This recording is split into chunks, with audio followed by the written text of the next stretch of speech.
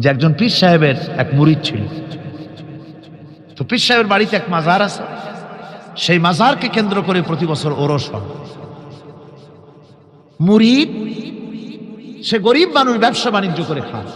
তারপরে তার একটা গাধা ছিল, সেই গাধার উপরে সওয়ার হয়ে বাজার ঘাট করত, মালপত্র আনা নেওয়া করে, ওই দিয়ে তার জীবিকা নির্বাহ। একদিন তার গাধাটা মারা গেল। সেই রিসালার মধ্যে লেখা হয়েছে যে লোকটা তখন গাধা মরেছে, এর আর কিচ্ছু নাই, জমি জমাও নাই, খাবে কি করে, খুব দুঃখ পেল মনে। আর এই গাধা যদি মরে কুলে পড়ে থাকে তাহলে দুর্গন্ধ হবে। সেই জন্য রাস্তার পাশে ঝুপড়ি, তার একটা বাড়ি, ওই বাড়ির পাশেই রাস্তার পাশেই একটা কবর খুঁড়িয়া তার মধ্যে গাধারে শোয়াই দিয়া দাফন টাফন করিয়া কবরের পাশে বসে আর দুশ্চিন্তা করতেছে যে আমি এরপরে বাঁচবো কি করে, খাবো কি, ঘুমায়, মানে চোখ বুঝে বুঝে কাঁদতেছে। এমন সময় ওইটা ছিল বাজারে যাওয়ার রাস্তা, লোকজন বাজারের দিকে যাচ্ছে। যাওয়ার সময় চিন্তা করলো যে এখানে তো কোনোদিন মাজার দেখি নাই, এখানে একটা লোক কাঁদতেছে মাজারের কাছে বসে, না জানি কোনো অলি আল্লাহর কবর হবে বোধ। এরপরে লোকেরা বাজার থেকে ফেরার সময় দেখে যে হ্যাঁ, ওই সেই লোকটা এখনো কাঁদতেছে। তখন যার কাছে যা ছিল, কেউ 2টা পান থুয়ে গেল, কেউ একটা বেগুন, কেউ 2টা চিংড়ি মাছ, কেউ 2টা টাকা, কেউ একটু মরিচ, এইভাবে তরি তরকারি চাউল যার কাছে যা ছিল কিছু কিছু দিয়ে গেছে। কিছুক্ষণ পর সন্ধ্যার দিকে লোকটা মনে করলো আর কতক্ষণ কান্দি, এখন বাড়ি যাই।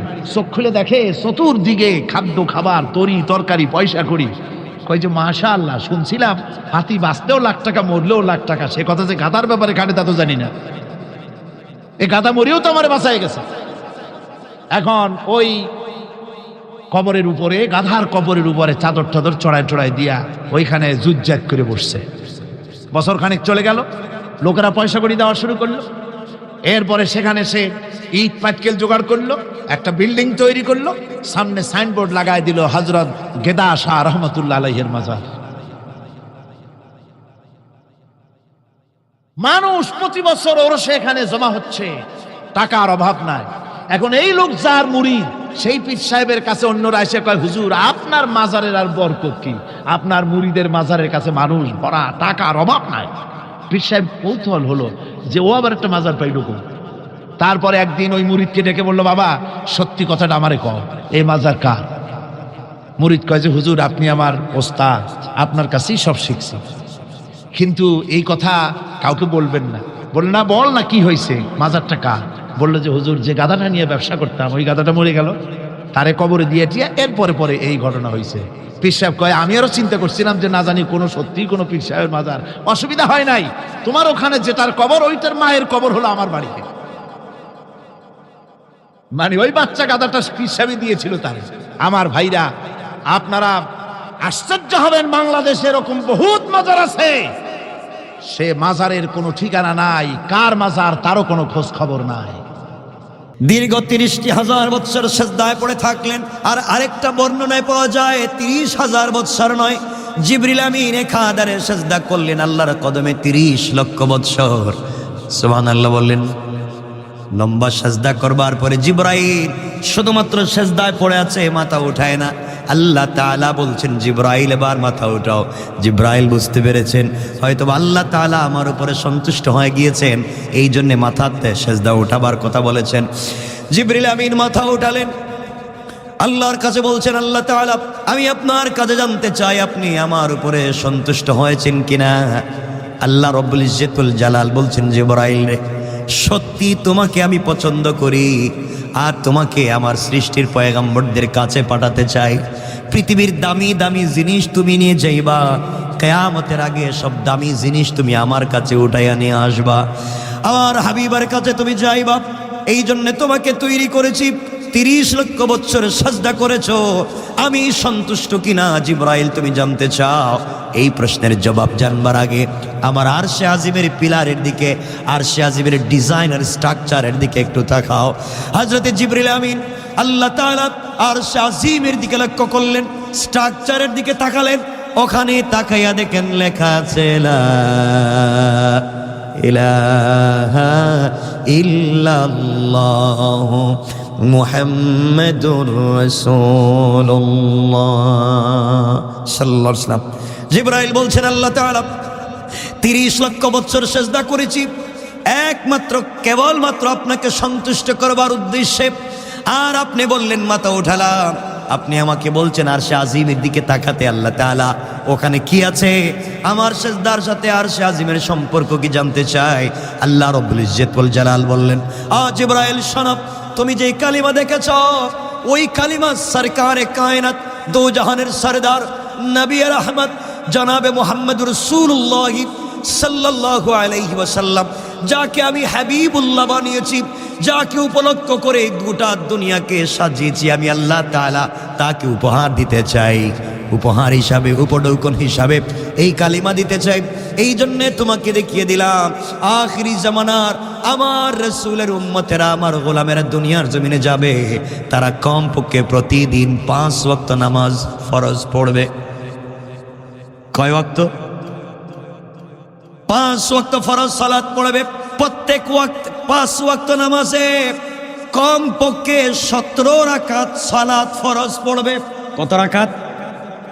ফজরের নামাজ 2 রাকাত, যোহরের 4 রাকাত, কত হলো? আসরের 4, কত হলো? মাগরিবের 3, কত হলো? ইশার 4, কত হয়েছে? সুবহানাল্লাহ বলেন। আল্লাহ বলেন আমার আখিরি জামানার গোলামেরা দুনিয়ার জমিনে যাওয়ার পরে কমপক্ষে 17 রাকাত সালাত ফরজ পড়বে, আর প্রত্যেকটা রাকাতে কমপক্ষে 2টা করে সেজদা দিবে। প্রত্যেকটা সেজদায় কমপক্ষে 3 বার করে পড়বে সুবহানা রাব্বিয়াল আ'লা। আমার কোন গোলাম, আমার আখিরি জামানার উম্মতেরা, রাসূলের উম্মতেরা, আমার কলিজার টুকরা আখিরি জামানার গোলামেরা সেজদায় গিয়ে যখন একটা বার পড়বে সুবহান রাব্বিয়াল আ'লা, সুবহানাল্লাহ, আপনি পবিত্র, আ'লা, আপনি বড়ই, কথা বলে যখন সেজদায় পড়ে যাবে, জিবরাইল রে তুমি 30 লক্ষ বছরের সেজদায় পড়ে যেই মর্যাদার অধিকারী, যেই সওয়াবের অধিকারী হতে পারো নাই, আমার আখিরি জামানার গোলামেরা একটা বার সেজদায় গিয়ে যখন একবার পড়বে সুবহান রাব্বিয়াল আ'লা, তার ওই একবারের সুবহান রাব্বিয়াল আ'লার মর্যাদা তোমার 30 লক্ষ বছরের চাইতে বেশি হয়ে যায়। আল্লাহু আকবার বলেন। রব কি সুযোগ দিয়েছেন তোমাকে আমাকে। একটা সেজদার কত দাম রয়েছে, একটা সেজদার কত ফজিলত রয়েছে। জিবরাইলের মতো একজন জলিলুল কদর ফেরেশতা 30 লক্ষ বছর সেজদায় পড়ে যে মর্যাদা লাভ করতে পারলেন না, তুমি আর আমি একটাবার সেজদায় গেছি সুবহান বলে সেই মর্যাদা লাভ করতে পারি। এরপরেও আমরা আল্লাহর কদমে আসতে চাই না, আল্লাহর কদমে আসতে চাই না। আমি আরো বলেছি, আজ আপনাদেরকে আবারও বলছি, আমরা চাইলেই পৃথিবীর মানুষকে 100% সন্তুষ্ট করতে পারি না, কিন্তু রব বলেছেন আমার কদমে সেজদায় গিয়ে যদি একটা বার পড়ো সুবহান রাব্বিয়াল আ'লা, আমি রব তোমার উপরে খুশি হয়ে সবগুলা গুনাহকে মাফ করে দেই। রব আমাদেরকে কত সুযোগ দিয়েছেন, আমরা সেই রবের কাছে যেতে পারছি না, আল্লাহকে ভালোবাসতে পারছি না। আল্লাহ রাব্বুল ইজ্জত ওয়াল জালাল বলছেন তুমি কাউকে ডাকবে, স্বার্থ ছাড়া জবাব দিবে না, কিন্তু পৃথিবীতে শুধুমাত্র কেবলমাত্র আমি একমাত্র একক আল্লাহ আছি। আমাকে ডাকলা, কষ্ট দিলা, খারাপই করলা, নাফরমানি করলাম, আমার অক্সিজেন ব্যবহার করলাম, আমার আলো বাতাস ব্যবহার করলা, আমার জমিনে থেকে আমার খেয়ে আমার সব কিছু ব্যবহার করে গোটা জিন্দেগি আমার নাফরমানি করেছ, আমি রব সন্তুষ্ট হই না। একটা বার আমি তোমার মুখ থেকে আল্লাহর নামটা ডাক শুনতে চাই। সুবহানাল্লাহ। আল্লাহ তো তা শুনতে চায়। এজন্যে আল্লাহ রাব্বুল ইজ্জত ওয়াল জালাল বলেছেন তাকে সন্তুষ্ট করার পদ্ধতি হচ্ছে কি? সবাই বললেন না আমরা আল্লাহকে সেজদা দিতে পারি না। আল্লাহকে সেজদা দেন। মনে রাখবেন, এই পৃথিবীর মানুষকে সন্তুষ্ট করার চিন্তা বাদ দেন, দুনিয়াকে সন্তুষ্ট করার চিন্তা বাদ দেন, একজনকে সন্তুষ্ট করেন। তিনি কে? রব যদি সন্তুষ্ট হয়ে যায় আপনার দুনিয়ায় কোনো চিন্তা নাই, আখিরাতেও চিন্তা নাই। এই জন্যে কথা তো অনেক, এই কথা চলে আসলে তো হবে না। আব্দুল কাদের জিলানী রাহমাতুল্লাহি আলাইহি, আব্দুল কাদের জিলানী রাহমাতুল্লাহি আলাইহি কেউ বলছেন তার জিন্দেগির কথা, আর কেউ বলছেন অন্য একজন বুজুর্গের কথা, হযরত হাসান আল বসরি রাহমাতুল্লাহি আলাইহির কথা, কেউ বলছেন আব্দুল কাদের জিলানীর কথা। তো এটা ঐতিহাসিক তথ্য, যে কারো হতে পারে। আমি শুধু এতটুকুন বলতে চাই, আমরা যদি আল্লাহর কাছে হযরতে, এই কথাটা সহিহ, এই কথাটা হাদিসে এসেছে, হযরতে খাদিজাতুল কুবরা রাদিয়াল্লাহু তাআলা আনহা ইন্তেকালের সময় রাসূল পাক সাল্লাল্লাহু আলাইহি ওয়াসাল্লামকে বলছেন যে রাসূলুল্লাহ আমি ইন্তেকাল করবার পরে আমি কবরে কেমনে থাকবো? আপনি তো আপনার মেয়েকে বলেছেন ইয়া ফাতিমা আনকিজি নাফসাকে মিনান নার, ও ফাতেমা নিজেকেও জাহান্নামের আগুন থেকে বাঁচাইও। আমি বাপের পরিচয় দিয়া ওই কবরে কিন্তু বাঁচতে পারবা না, নিজের পরিচয়টা ঠিক করো। এই জন্য আমার পরিচয় দিয়ে, আপনার সন্তানের পরিচয় দিয়ে, আপনার পীর আর বুজুর্গের পরিচয় দিয়ে, আপনার ওলি আর গাউস কুতুবের পরিচয় দিয়ে কবর থেকে বাঁচা যাবে না। রাসূল পাক বলেছেন ইয়া ফাতেমা আনকিজি নাফসাকে মিনান নার, ও ফাতেমা আমি রাসূল রাহমাতুল লিল আলামিন, এই পরিচয় দিলে কবরে কেউ শুনবে না। নিজের পরিচয় দাও একমাত্র তাওহীদ আর রিসালাতের পরিচয়। আল্লাহু আকবার। মানে রাখবেন, এই জন্য কবরে পরিচয় চলবে একমাত্র কার? আওয়াজ করে বলেন কার? খাদিজাতুল কুবরার সম্পর্কে রাসূল পাক স্বপ্নে দেখলেন। খাদিজাতুল কুবরা, আমি সহিহ কথা বলছি, হাদিস থেকে বলছি, রাসূল পাক সাল্লাল্লাহু আলাইহি ওয়াসাল্লাম দেখলেন খাদিজাতুল কুবরা জান্নাতের ভিতরে চলে গিয়েছেন। জান্নাতের কথা শুনে আপনাদের কষ্ট হলো? সুবহানাল্লাহর আওয়াজটা এমন হলো। রাসূল পাক সাল্লাল্লাহু আলাইহি ওয়াসাল্লাম খাদিজাতুল কুবরাকে বলছেন, খাদিজা দীর্ঘদিন আমার সঙ্গে ছিলা, একসাথে ঘর সংসার করেছি, অনেক কষ্ট করেছো, আজ তোমাকে জান্নাতে দেখে ভাল লাগছে, তবে তুমি জান্নাতে গেলে কেমনে? আল্লাহ তোমাকে কিছু জিজ্ঞাসা করেনি? ফেরেশতারা কিছু তোমাকে জিজ্ঞাসা করেনি? খাদিজাতুল কুবরা বলছেন ইয়া রাসূলুল্লাহ অনেক কথাই জিজ্ঞাসা করেছে। তো ফেরেশতারা বলেছেন আমাকে কবরের ভিতরে এসে মার রব্বুকা, তোমার রবকে। এখন আমি চিন্তা করলাম ইয়া রাসূলুল্লাহ আমি যদি বলি আমার রব আল্লাহ, আল্লাহ যদি কয় আমি খাদিজারে চিনি না, তাইলে আমি আল্লাহকে রব বললাম, রবকে আমি চিনি না, তাইলে তো আমার ইজ্জত শেষ, জাহান্নাম ছাড়া কোনো পথ নাই। আমি আবার ফেরেশতাদেরকে বলছি, ও ফেরেশতারা তোমরা আমাকে বলছো আমি খাদিজাকে বলছো আমি আল্লাহকে চিনি কিনা, তোমরা একটু জিজ্ঞাসা করো তো আল্লাহ আমারে চিনি কিনা। আল্লাহু আকবার বললেন। আপনি বললেন, আমি বললাম যে আমি আমাদের কেশিয়ার ইয়ার মোহাম্মদ ভাইকে আমি খুব পছন্দ করে খুব চিনি, ইয়ার মোহাম্মদ ভাই গুলো আমি চিনি না। বেইজ্জতি কেমন হইলাম কন্ত? কিন্তু আমি বললাম ওনাকে জিজ্ঞাসা করেন আমাকে চিনে কিনা। সে যদি বলে না অবশ্যই আমি চিনি, আমি তাকে পছন্দ করি, ভালোবাসি, তাইলে আমার আর টেনশন নাই, বোঝা গেল বেচারা আমাকে চিনে। খাদিজাতুল কুবরা বলছেন আমি যদি বলি আল্লাহকে চিনি, ভালোবাসি, আল্লাহ যদি কই নামে কেউ আমি চিনি না। কথা বলেন না কেন? রাস্তাঘাটে দেখবেন মাঝে মাঝে পুলিশ গাড়ি আটকায়, অনেকের মোটর সাইকেল আটকাইছে, বড় দামি গাড়ি, কাগজ দেন, কলম দেন, পয়সা দেন, সব কিছু দেন। ওরা বলছে কাগজ কলম কিছু নাই, গাড়ির কাগজ নেই। কেন? আমি তো অমুক মন্ত্রীর দুলাভাইয়ের গড়ের শালার পরে আর যেটা হয়, এমন একটা পরিচয় দিয়ে দিল। কতেলে এমন কি করতে পারি? আপনি আমাকে ছেড়ে দেন, টেলিফোন দেন। আমার পুলিশ টেলিফোন দিছে, বেচারা যদি কই নামে কাউরে চিনি না, তাহলে কি বলছেন? এখন ও যদি টেলিফোন দিয়ে বলে আমি চিনি, তাহলে বাঁচা যায়। আল্লাহ রাব্বুল ইজ্জত ওয়াল জালালের কাছে খাদিজাতুল কুবরা বলছেন আপনি আমাকে চিনেন কিনা আল্লাহকে জিজ্ঞাসা করো। আল্লাহ রাব্বুল ইজ্জত ওয়াল জালাল ফেরেশতাদেরকে বলছেন, ও ফেরেশতারা আমি চিনি মানি এটা নয়, খাদিজার বিয়েটাও ঠিক করেছি আমি, রাসূলের প্রতি দুর্বল করেছি আমি, স্বয়ং আমি আল্লাহ আরশে আজিমে বসে একমাত্র পৃথিবীর ওই মহিলা খাদিজাতুল কুবরাকে স্বয়ং আমি আল্লাহ সালাম দিয়েছি, সালাম সালাম। তোমরা আমার খাদিজাকে প্রশ্ন করে কষ্ট দিও না। এ রাসূলুল্লাহ ওই কথা বলার পরে দিলে একটু শান্তি পাইলাম। আল্লাহ যেহেতু চিনে, ফেরেশতারা আর আমার সাথে কিছু বলবেও না। আল্লাহ যেহেতু আমাকে চিনে, ফেরেশতাদের কিছু বলার নাই। এই জন্য আপনাদেরকে আমি জিজ্ঞাসা করি, আপনাদের কাছে আমি বলতে চাই, আল্লাহকে আমরা চিনি, বহুত নাফরমানি আছে, আল্লাহর কাছে বলতেছি আল্লাহ আমরা চিনি না এটা জানতে চাই না, তুমি একটাবার আমাদেরকে তোমার গোলাম বলে স্বীকার করো। আল্লাহু আকবার বলেন। এর চাইতে আর কিছু চাওয়ার থাকবে না। রব যদি আমাদেরকে বলে ওইটা আমার গোলাম, আর কিছু লাগে? যাক, আল্লাহ পাক আমাদের সবাইকে কবুল করুক, সকলে বলেন আমিন।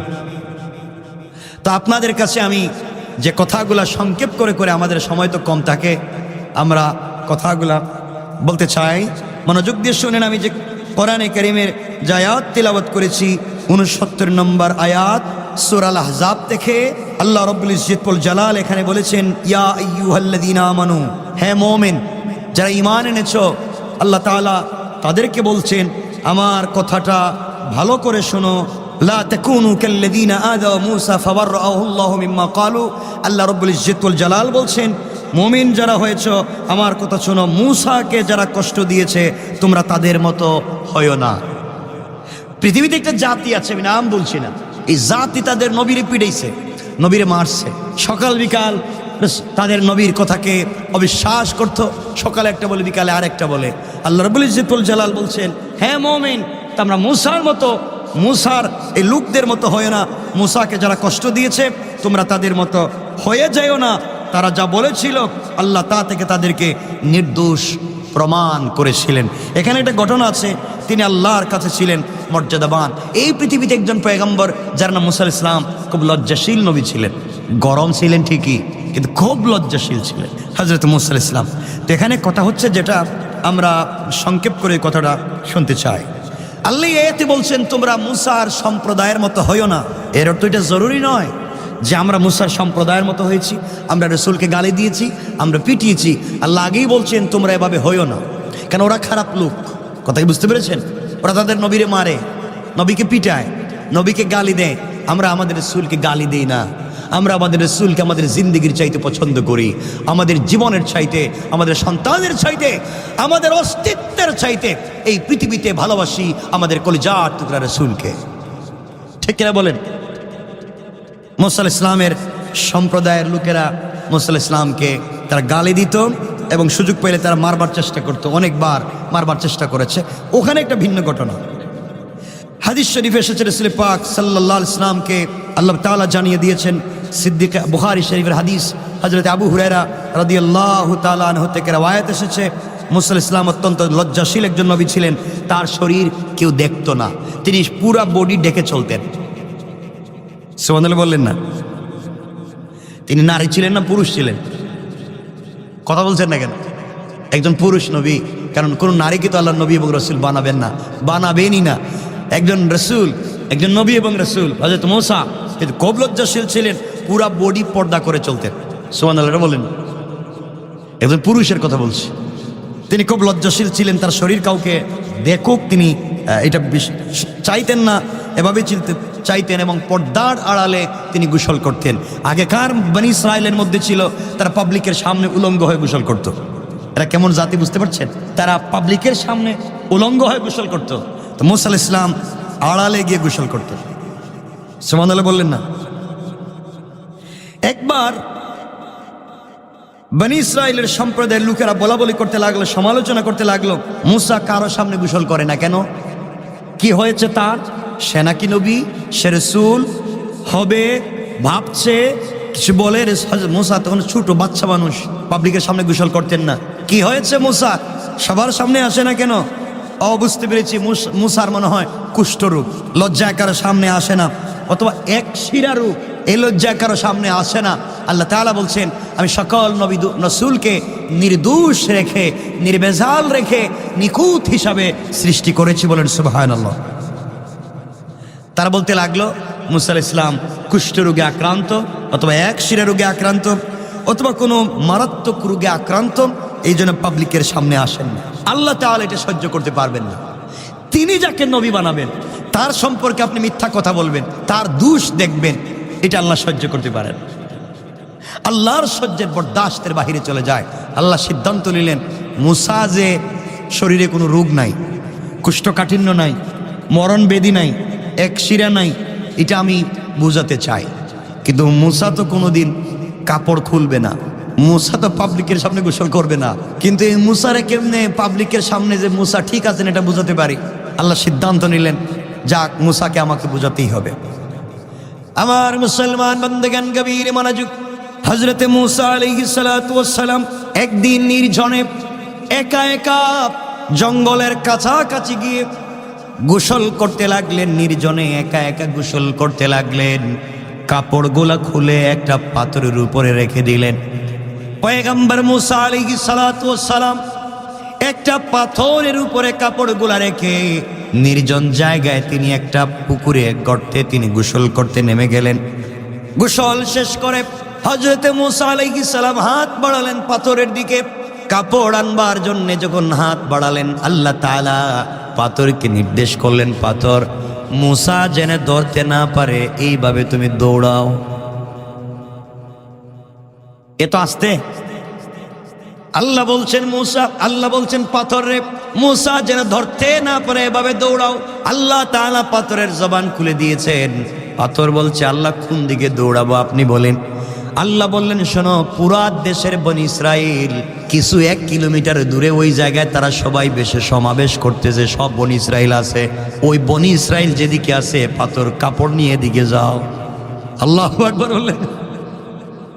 আল্লাহর ইচ্ছা কেমন হলো দেখেন। মুসা আলাইহিস সালাম লজ্জায় পড়ে গেলেন, কতক্ষণ পানিতে বসে থাকবেন, তিনিও পাথরের পিছনে দৌড় দিলেন আর বললেন পাথর বেয়াদবি করিস না, তুই আমি মুসারে চিনস না, আমি কে? মায়ের শুরু করলে তোর অবস্থা খারাপ করে দিব, আমার কাপড় দে। পাথর কি আর কথা শুনবে নাকি? পাথর কি আমাদের মতো লোক যে 50 টাকা দেন দিয়ে দিব, কিছু ঘুষ একটা দিলে সব কিছু পাওয়া যায়, তো পাথর কি 50 টাকা নিব? আল্লাহর হুকুমে পাথর দৌড়াচ্ছে আর মুসা আলাইহিস সালাম পিছনে পিছনে দৌড়াচ্ছেন। মুসা তো জানেন না এই হিকমতটা কার, আওয়াজ করে বলেন কার? পাথর দৌড়াতে লাগলো। এক পর্যায়ে মুসা আলাইহিস সালাম পিছনে পিছনে দৌড়ালেন আর বলতে লাগলেন আমার কাপড় পাথর নিয়ে কই যাস, পাথর নিয়ে কই যাস? পাবলিক রাস্তা দিয়ে হেঁটে যায় আর দেখে মুসা দৌড়ায়, পাথরও দৌড়ায়। বুঝতে পারলাম না, এতদিন মনে করছিলাম মুসা জাদুঘর, এখন দেখি পাথরেরও জাদু করে ছাড়ছে। পাথর দিকে দৌড়ায় যেতে লাগলো। অবশেষে বনি ইসরাইলের সমাবেশের কাছাকাছি গিয়ে একবারে সমাবেশের মধ্যখানে গিয়ে পাথর থেমে গেল। বনি ইসরাইলের আর সমাবেশ সেরে হযরতে মুসার দিকে তাকালো, ভালো করে তাকাইয়া দেখে না কোনো রোগ নাই। সুবহানাল্লাহ বললেন না? আল্লাহ রব্বুল ইজ্জতুল জালাল মুসা যে নির্ভেজাল খাঁটি, কোনো রোগ নাই, ওইটা বোঝাবার জন্য আল্লাহ তাআলা পাথরকে দিয়া এই হিকমত কায়েম করলেন। বলেন সুবহানাল্লাহ। আমার বন্ধুগণ, তারা দেখে ফেলল তিনি নিখুঁত এবং সুস্থ আছেন, এতে তাদের বিশ্বাস ভালো হয়ে গেল। মুসা আলাইহিস সালাতু ওয়াস সালাম নির্দোষ প্রমাণ হয়ে গেলেন। প্রস্তরটা পাথরটা থেমে গেল। মুসা আলাইহিস সালাম কাপড়গুলো উঠিয়ে নিলেন, লজ্জায় পড়ে গেলেন, কাপড়গুলো পরলেন এবং সেজদায় পড়ে গেলেন। অতঃপর লাঠি আসেনি, কথা কথা মুসার কাছে আসেনি লাঠি, সবসময় এটা থাকে, ওটা থাকবে। লাঠি আছে, লাঠি বের করেছেন, লাঠি বের করেছেন। মুসার তো মিজাজ গরম, করছস কি? লাঠি বের করে পাথরে আঘাত শুরু করেছেন। লাঠিটা পাথরে যখন আঘাত শুরু করেছেন, পাথরের মধ্যে 3 থেকে 4টা নালার মতো দাগ হয়ে গিয়েছে। আল্লাহু আকবার। আল্লাহ তাআলা পাথরের জবান খুলে দিলেন। পাথর ডাক দিয়ে বলছে লাইসা লিজাম, আমার কোনো গুনাহ নাই, আপনি আমার পিটালেন কেন? তুই আমার কাপড় নিয়ে দৌড় দিলে কেন? তোর কোনো গুনাহ নাই, তে দৌড় দিলে কেন আমার কাপড় নিয়ে? আল্লাহ রব্বুল ইজ্জতুল জালাল জানাইয়া দিলেন মুসা রে, পাথরের দোষ নাই, আমি আল্লাহ তাআলা পাথরকে বলে দিয়েছি কাপড় নিয়ে যাওয়ার জন্যে। বনি ইসরাইলরা তোমার বিরুদ্ধে কুৎসা রটনা করে, আর আমি আল্লাহ সারা দুনিয়ার সামনে তোমাকে নিখুঁত নির্ভেজাল করে দিতে চাই। সুবহানাল্লাহ বল। আমি কোন নবীকে, দোষী ব্যক্তিকে নবী বানাতে চাই না, শরীরে খুঁত আছে এমন ব্যক্তিকে রাসূল বানাতে চাই না। এজন্য আমি তাদের সামনে পরিষ্কার করে দিলাম। আল্লাহ রাব্বুল ইজ্জতুল জালাল বলছেন, আল্লাহ তাআলার কাছে মর্যাদা সম্পন্ন হচ্ছেন একজন পয়গম্বর, তিনি হচ্ছেন মুসা। ওয়া কানা ইনদাল্লাহি ওয়াজিহা। আল্লাহ বুঝাতে চাইলেন আমি আত্মমর্যাদা সম্পন্ন ব্যক্তিকে ভালো বংশে দিয়ে তাকে নবী বানাই। কারণ যে কোনো বংশ থেকে যদি নবী বানাই, তাই ভালো বংশের লোকেরা বলবে এই লোকটাকে আমরা নবী মানতে চাইব না। এজন্য আল্লাহ তাআলা বলেন আমি সবসময় একটা ভালো সম্ভ্রান্ত পরিবার থেকে নবী বানাই, কেউ যেন পিছনে কথা বলতে না।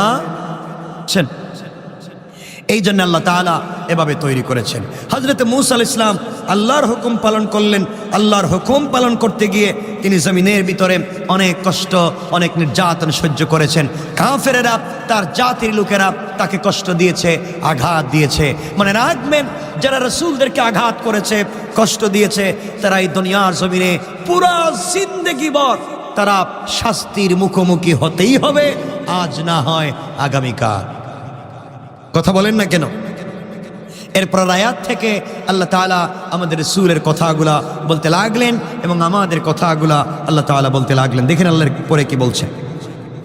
আমার বন্ধুগণের পরে আল্লাহ বলতে লাগলেন, ইয়া আইয়ুহাল্লাযীনা আমানুত্তাকুল্লাহ ওয়া কুলু قولا سديدا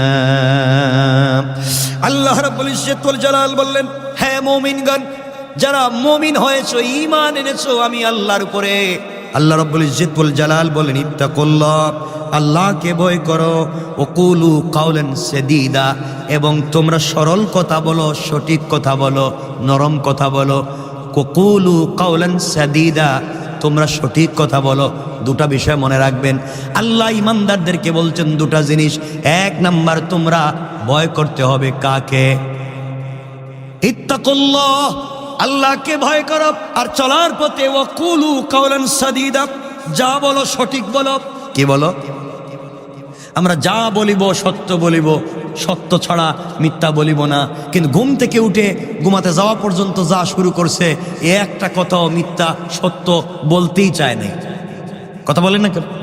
এমন লোকের সমাজে নাই? যা বলতেছে সব মিথ্যা বলতেছে।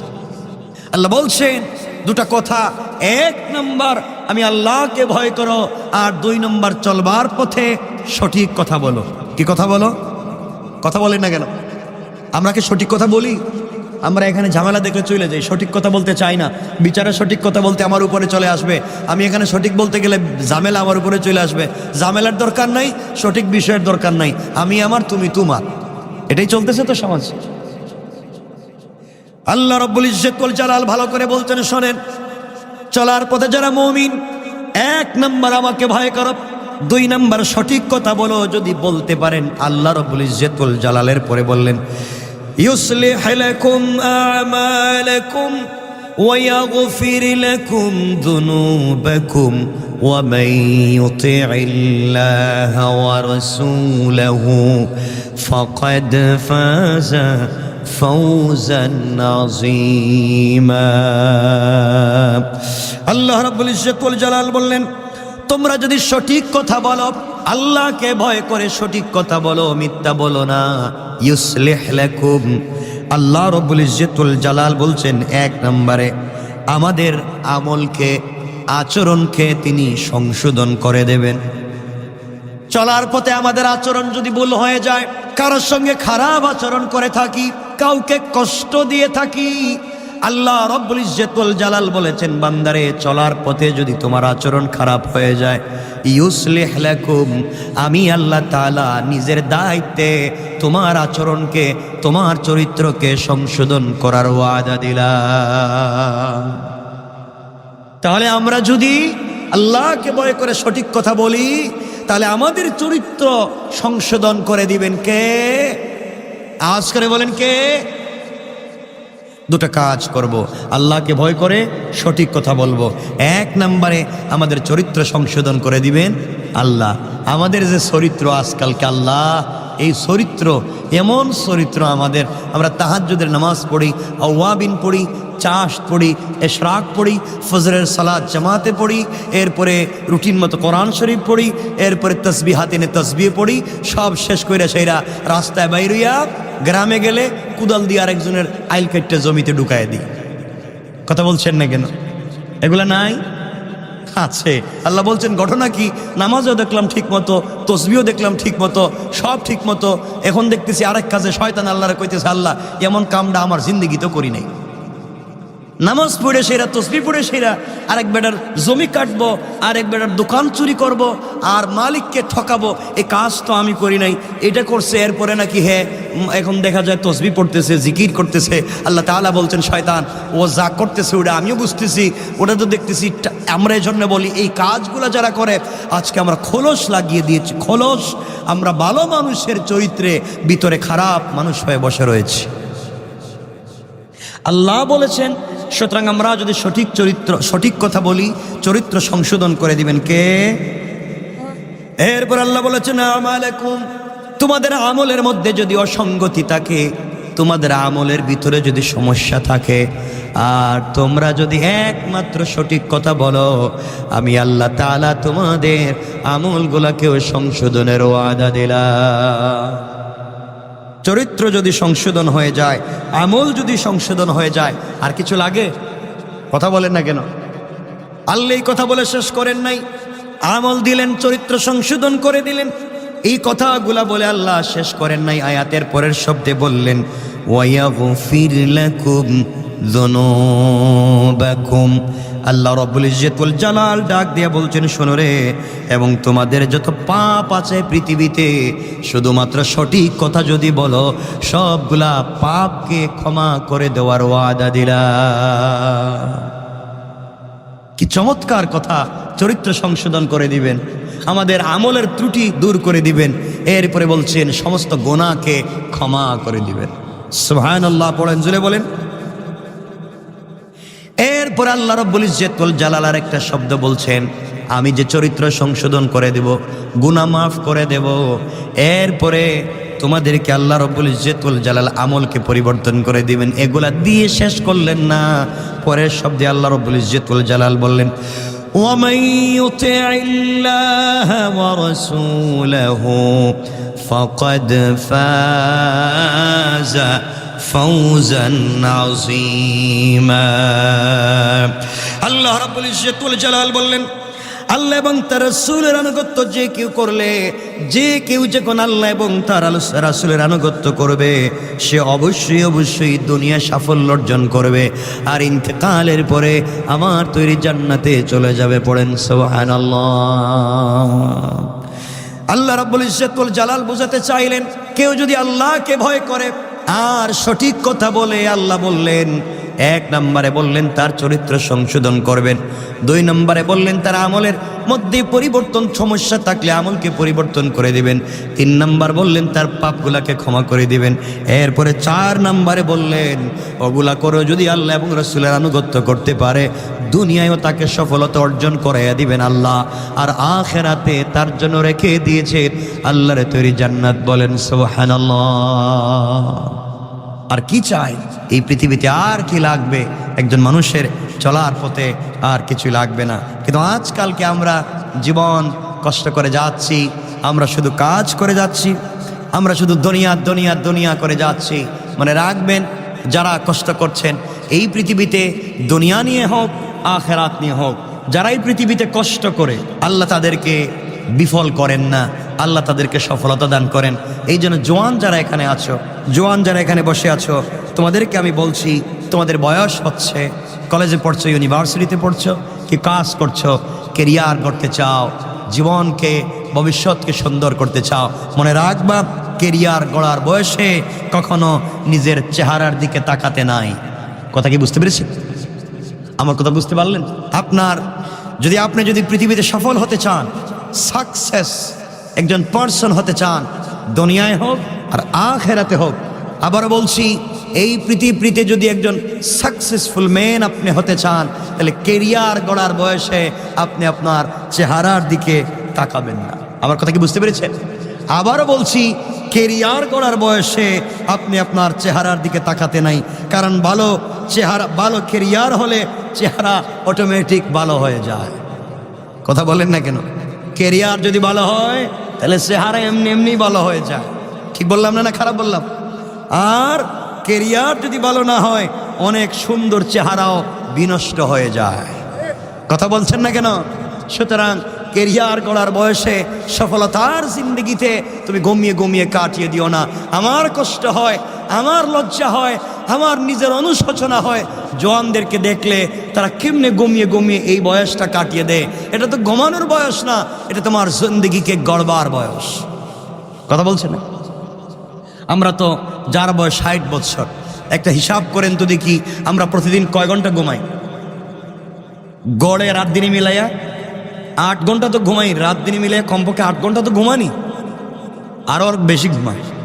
অনেকে তো এখন তো ঘুমাচ্ছে না, 20 বছর বয়সে তো 24 ঘন্টার 20 ঘন্টাই ঘুমাইছে। হয়তো হতে পারে না? হতে পারে। আমি জানতে চাই, যার বয়স 20 বছর, সেই বেচারা, যার বয়স 60 বছর, সে যদি প্রতিদিন 8 ঘন্টা ঘুমায়, তাহলে 24 ঘন্টার কয় ভাগের 1 ভাগ? 3 ভাগের 1 ভাগ। আবার বলছি, যেই ব্যক্তি 8 ঘন্টা প্রতিদিন ঘুমায়, তার বয়স যদি 60 বছর হয়, আর 3 ভাগের 1 ভাগ দিনের যদি 8 ঘন্টা হয়, তাহলে 60-এর 3 ভাগের 1 ভাগ কত? তাহলে একটা লোক নির্বেজাল খালি ঘুমাইছে 20 বছর। আপনারা শুধু ঘুমাইছেন 20 বছর। আমি মিথ্যা বলছি? 60 বছর জিন্দগির 20 বছর শুধু ঘুমাইলেন, আপনার সফলতা কোথায়? আর বাকি কেরিয়ার করবার জন্যে, স্টুডেন্ট লাইফ পড়বার জন্যে আরো 20 বছর কাটাইয়া দিলেন। কত হইল? চাকরি চাকরি আর পড়া পড়া করতে করতে 20 20 40 আছে 20 আছে কত? এবং বিয়ে শাদী করবেন, দেখবেন আপনি বিয়ে করছেন, আপনার বয়স যখন 58 বছর, আপনার বাচ্চার বয়স 1.5 মাস। ওটা দিয়ে আপনি কি করবেন? আপনি তো মরার সময় হয়েছে। অনেকের হয়ও না। এই জন্য শোনো, আমি কেরিয়ার গড়ব, আমি প্রতিষ্ঠিত হব, আমি সফল হব, আমি বিয়ে করব, তোমার কপালে কি আছে একমাত্র আল্লাহ জানেন। আল্লাহ তাআলা তোমাকে প্রতিষ্ঠিত করেই, সফল করেই, সাকসেস একজন পুরুষ করেই এই পৃথিবীতে পাঠিয়ে দিয়েছেন। ঠিক কিনা বলেন?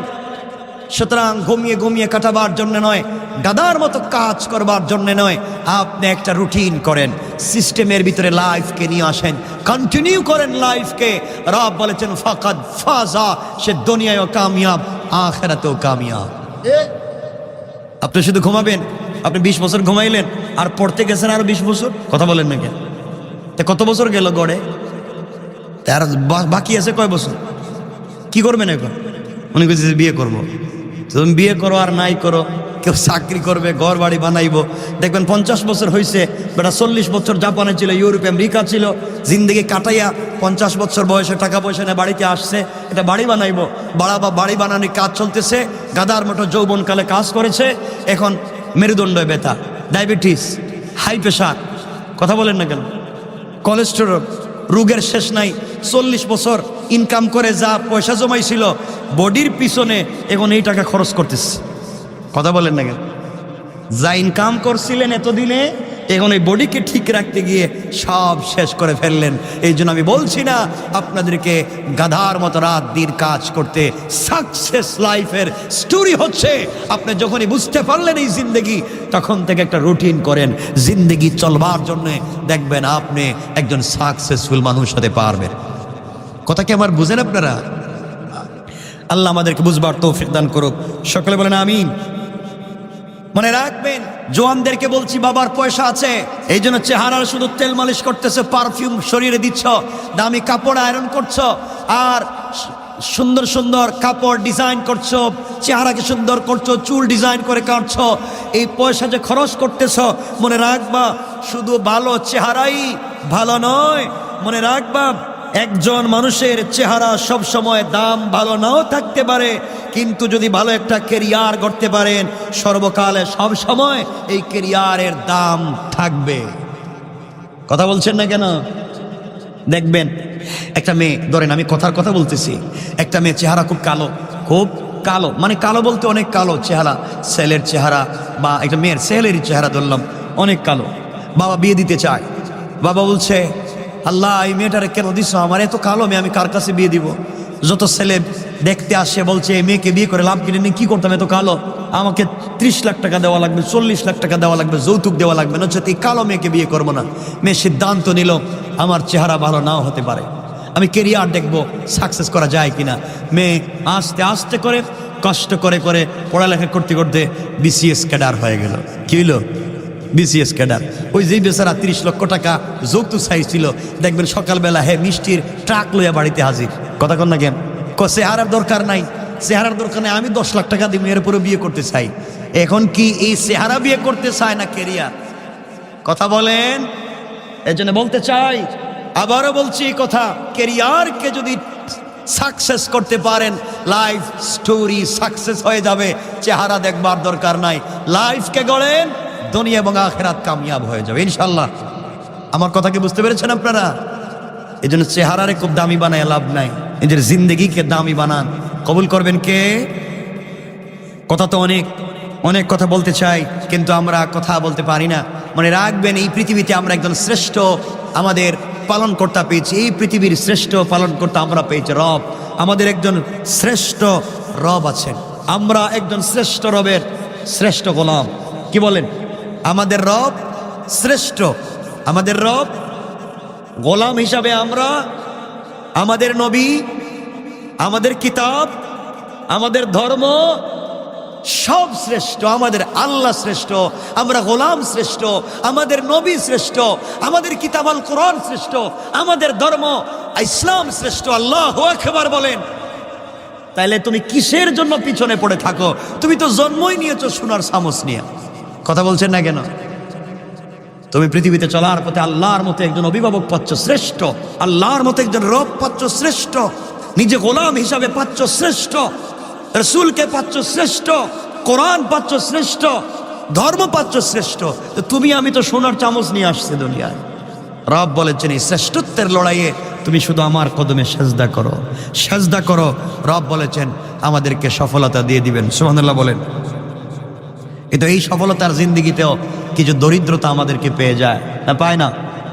কিছু দরিদ্রতা আমাদেরকে পেয়ে যায়। পৃথিবীতে দরিদ্রতা আসে যে কয়েকটা কারণে, আমি ছোট করে আপনাদেরকে মনে পড়ে গেলে বলে দিচ্ছি।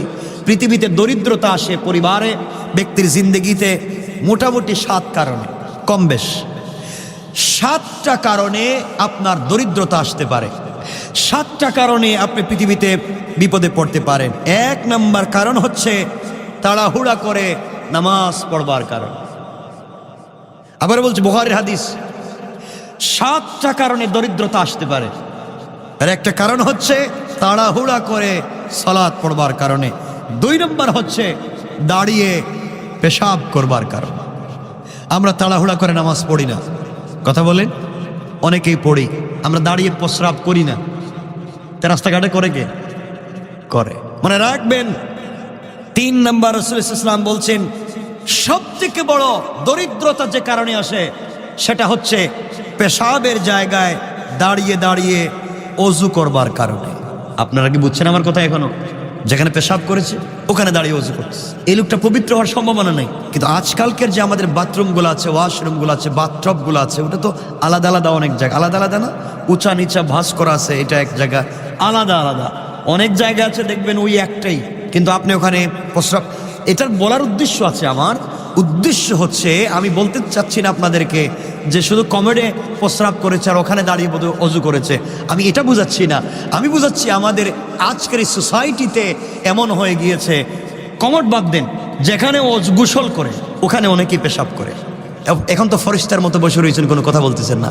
আপনারা ফরিস্তা হইলে কি আর না হইলে কি, আমি তো পাবলিক, আমিও বুঝি কিছু, আমি মানুষকে চিনি। আজকালকে যেখানে নামাজ গোসল করে, যেখানে দাঁড়িয়ে গোসল করে, যেখানে অজু করে, মাঝে মাঝে ওখানে বসে পেশাব করে। এটাই বোঝাচ্ছেন রাসূল পাক ইসলাম যে ওই জায়গায় যদি কেউ পেশাব করে তাহলে এই জায়গায় তো অজুও করে, এই জায়গায় তো গোসলও করে, এই জায়গায় পেশাব করলো, তাহলে এই জায়গাকে নাপাক করলো। এর কারণে সর্বপ্রথম যে আযাবের সম্মুখীন হবে সে তো ইন্তেকালের সময়, সাকারাতের সময় খুব কঠিন শাস্তি পাবে, কঠিন শাস্তি পাবে। কবরের সব থেকে বড় কঠিন শাস্তি হবে পেশাব থেকে পবিত্রতা না অর্জন করার কারণে। আর আল্লাহ বলছে সে দুনিয়ায় পাবে দারিদ্রতার আযাব। কথা বুঝতে পেরেছেন আমার? কয়টা বলছি? 3টা। 4 নাম্বার হচ্ছে দাঁড়িয়ে দাঁড়িয়ে পানি পান করবার কারণে দরিদ্রতা আসে। আমরা তো দাঁড়িয়ে পানি করি, আল্লাহর ওয়াস্তে দাঁড়িয়ে দাঁড়িয়ে। জমজমের পানির কথা বলছি না, আমি সাধারণ পানির কথা বলছি। দাঁড়িয়ে দাঁড়িয়ে যারা পানি পান করে এই কারণে তাদের অসচ্ছলতা আসতে পারে, দরিদ্রতা আসতে পারে। 5 নম্বর, এটা অপরাধ। হাদিসে কয়েকটা ভাষায় রাসূল বলেছেন 5 নম্বর যে কারণে দরিদ্রতা আসতে পারে, এর একটা বড় কারণ হচ্ছে ফু দিয়ে বাতি নিভিয়ে দেওয়ার কারণে। বাতি জ্বালাই না অনেক সময় অনেক কাজে, ফু দিয়ে নিভিয়ে দিছে। ফু দিবেন না, কারণ ইব্রাহিম আলাইহিস সালাম যখন আগুনে ছিলেন তখন কিছু প্রাণী ফু দিয়ে আগুনকে জ্বালিয়ে দিতে চাইছিল, আগুনকে বাড়িয়ে দিতে চাইছিল। রাসূল পাক বলেছেন তোমরা ফু দিয়ে বাতি নিভাবে না, হাত দিয়ে ইশারা করে নিভাও, কোনো জিনিস দিয়ে নিভাও, নিজের মুখ দিয়া, নিজের মুখের অক্সিজেন দিয়া বাতি নিভাতে যাইও না। কথা কি আমার বুঝেন আপনারা? কয়টা বলছি? 5টা। 6 নম্বরে যে কারণে দারিদ্রতা আসতে পারে দাঁত দিয়ে নখ কাটার কারণে, দাঁত দিয়ে নখ কাটার কারণে। এটা বদ অভ্যাস আমাদের অনেকের আছে, অনেক বাচ্চাদের আছে। আল্লাহর ওয়াস্তে বলছি আপনি দাঁত দিয়ে নখ কাটবেন না, অনেকে এটা করে থাকেন। কয়টা বলছি? আল্লাহর ওয়াস্তে করবেন না। 7 নাম্বার, এইটা এভেইলেবল, অনেকেই করে থাকেন, এটা রাসূল নিষেধ করেছেন বারবার। 7 নাম্বার হচ্ছে পরিদে বস্ত্র দিয়া, আপনার পরনের কাপড় দিয়া মুখ সাফ করার কারণে। লুঙ্গি পরে আছেন, শরীর ঘামছে, ইডি দিয়ে মুখ মুছে নিলেন, পাঞ্জাবি দিয়া মুখ মুছে নিলেন, শার্ট দিয়ে মুখ মুছে নিলেন, যেটা আপনি পরনে উঠে দিয়ে মুখ মুছে ফেলেছেন। রাসূল পাক বলেছেন এই কারণে 100% দরিদ্রতা আসতে পারে। আমার কথা কি বুঝতে পেরেছেন আপনারা? এই ছোট ছোট জিনিস এগুলো আমরা বাদ দিয়ে দিই, আল্লাহর দিকে মুতাওয়াজ্জা হয়ে যায়। এখন আপনারা বললেন সময় আমাদের কমে গেছে, আপনারা বলবেন হুজুর আমাদের দরিদ্রতা আসে বুঝলাম, এগুলা বললেন, কিন্তু সচ্ছলতা আসে কোন জিনিসে এটাও একটু বলে দিন, নাকি দরকার আসেনি? দরিদ্রতা কয় জিনিস বললাম, মনে থাকবে তো ইনশাল্লাহ বাবা? ইনশাল্লাহ 7 জিনিসে সচ্ছলতা আসতে পারে। মনোযোগ দিয়ে শোনেন, 7 জিনিসে সচ্ছলতা আসতে পারে। 1 নম্বর, রাসূল পাক সাল্লাল্লাহু আলাইহি ওয়াসাল্লাম বলেছেন যেই ঘরে কোরআন তিলাওয়াত হয়, যেই ব্যক্তি কোরআন তিলাওয়াত করে মরার আগে হইলেও তাকে সচ্ছল বানাইয়া কবরে দেব।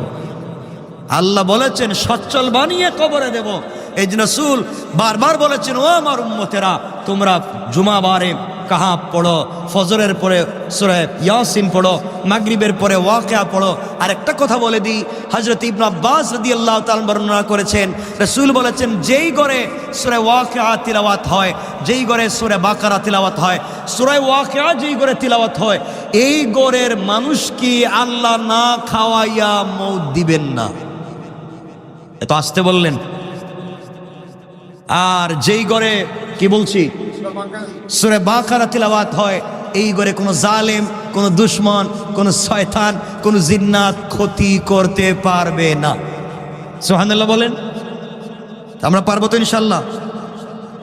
1 নম্বরে কোরআন তিলাওয়াত করতে হবে। 2 নম্বরে সচ্ছলতা আসতে পারে 5 ওয়াক্ত নামাজ পড়বার মাধ্যমে। আল্লাহ রসুল বলেছেন কেউ যদি 5 ওয়াক্ত নামাজ ঠিক মতো আদায় করে সেজদায় গিয়ে চোখের পানি ছেড়ে দে, রব তাকে দুনিয়ায় সচ্ছলতা দিবেনি। সুবহানাল্লাহ বলেন। 3 নম্বর, পৃথিবীতে সচ্ছলতা আসতে পারে আল্লাহর বেশি বেশি শুকরিয়া আদায় করার মাধ্যমে। কিসের মাধ্যমে? আপনাদের মনে আছে কিনা, মনে থাকবার কথা আমি বলেছি মুসা আলাইহিস সালাম যাওয়ার সময় কেমনে শুকরিয়া আদায় করলে সম্পদ বেড়ে যায়, এটা ঐতিহাসিক তত্ত্ব, ছোট করে বলতেছি। রাসূল মুসা আলাইহিস সালাম আল্লাহর সঙ্গে কথা বলতে যাবেন, এক বেচারা বলছে হুজুর আল্লাহর কাছে বলবেন আমার যে এত সম্পদ হিসাব করতে পারি না, আমি বিপদে আছি, কেমনে সম্পদ কমে, এটা আল্লাহর কাছে বলবেন। আল্লাহর কাছ থেকে আসার সময় মুসা আলাইহিস সালাম কথা বলে আসেন, আল্লাহ তোমারে গোলাম বলেছে সম্পদ তার খুব বেশি হিসাব করতে পারে না, কি করলে কমবে? আল্লাহ বলেন তারে গিয়ে বইল সে যেন না শুকরি করে। কি করে? না শুকরি করে। মুসা আলাইহিস সালাম আসার খবর শুনলেন, লোকটা শুনলো হাতের মধ্যে স্বর্ণের, হাতের মধ্যে সাধারণ একটা গ্লাস নিয়ে দুধ নিয়ে মুসা আলাইহিস সালামের সামনে হাজির করে বলছে মুসা আপনি আসছেন, আমার খবর কি? মুসা বলছেন তোমার কথা আল্লাহরে জিজ্ঞাসা করছি, আল্লাহ বলেছেন তুমি নাশুকরি যদি করো সম্পদ কমবে। ওই বেচারা চিন্তা করলো রব আমারে বানাইছেন, পয়সা রব আমারে দিয়েছেন, আর তারই নাশুকরি করব, বেঈমানি করব, আমার দ্বারা সম্ভব না। আল্লাহ শুকরিয়া তোমার দরবারে আমাকে ভালো মানুষ বানাইছো। এই কথা বলে কাঁপতে কাঁপতে এই কাচের গ্লাসটা হাত থেকে পড়ে গেছে। আর শুকরিয়া আদায় করার কারণে প্রত্যেকটা কাচের টুকরাকে আল্লাহ স্বর্ণ বানাইয়া দিচ্ছে। তাই আমি বোঝাতে চাইলাম শুকরিয়া আদায় করলে কমে না বাড়ে? বাড়ে। 4 নম্বরে সচ্ছলতা আসতে পারে দরিদ্র মানুষকে এবং অক্ষম মানুষকে সাহায্য করার কারণে। গরিব অসহায় দরিদ্রকে সাহায্য করেন, একজন প্রতিবন্ধীকে সাহায্য করেন, বিকলাঙ্গকে সাহায্য করেন। রব বলেছেন এর মাধ্যমে সচ্ছলতা তিনি দান করবেন। 5 নম্বরে গুনাহের কারণে বেশি বেশি প্রার্থনা যারা করে, গুনার কারণে বেশি ক্ষমা চায় যারা, তাদেরকে আল্লাহ তাআলা সচ্ছলতা দান করবেন। 6 নম্বরে পিতামাতা এবং আত্মীয় স্বজনের সাথে যারা সদাচরণ করে আল্লাহ তাদেরকে সচ্ছলতা দান করবেন। 7 নম্বরে যারা সূরা ইয়াসিন তিলাওয়াত করে এবং সূরা ওয়াকিয়া তিলাওয়াত করে আল্লাহ তাদেরকে সচ্ছলতা দান করবেন। কয়টা বললাম? 7টা। আল্লাহ তাআলা আমাদের সবাইকে কবুল করুক। সকলে বলেন আমিন, আরো জোরে বলেন আমিন। অনেক সময় চলে গিয়েছে।